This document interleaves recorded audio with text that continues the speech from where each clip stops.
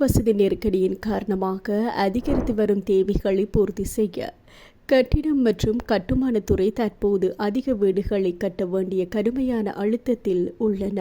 கட்டுமானத்துறை தொழிலாளர்களுக்கு ஒரு மணி நேரத்திற்கு $32,000 மேல் ஊதியம் வழங்குவதால் தங்களுக்கு எந்த பயனும் இல்லை என்று கூறுகின்றார்கள். ஒரு தச்சர் தனது வேலையின் போது நிறைய பணம் சம்பாதிக்க முடியும் என்றும் அது பயிற்சி பெறுபவர்களுக்கு உதவிகரமாக இருப்பதாகவும் ஊடகங்களுக்கு தெரிவித்துள்ளார்.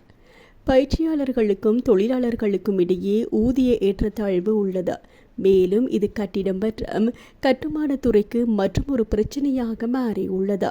தேசிய தொழிற்கல்வி மற்றும் ஆராய்ச்சி மையத்தின் புள்ளிவிபரங்கள் கடந்த ஆண்டு ஒவ்வொரு மாநிலமும் பிரதேசமும் பயிற்சி பெற்ற தொழில்களின் எண்ணிக்கையில் சரிவை கண்டதாக காட்டுகின்றன.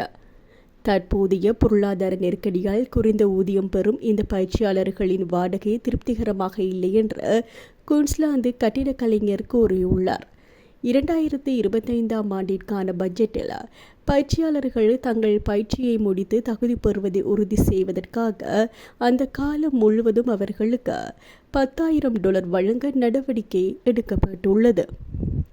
இந்த பணம் 6, 12, 24 மற்றும் 36 மாத இடைவெளியில் $2,000 தவணைகளில் வழங்கப்படும். 2027ஆம் ஆண்டு முதல் 1,00,000 கட்டணமில்லா டஃபே இடங்களை அறிமுகப்படுத்துவதையும் தொழிலாளர் கட்சி நோக்கமாக கொண்டுள்ளது.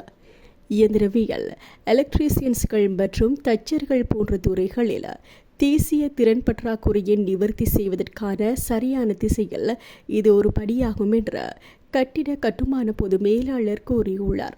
இருப்பினும் இன்றைய இளைஞர்கள் எதிர்கொள்ளும் நிதி அழுத்தங்களை கருத்தில் கொண்டு இது போதாது என்று அவர் மேலும் குறிப்பிட்டுள்ளார்.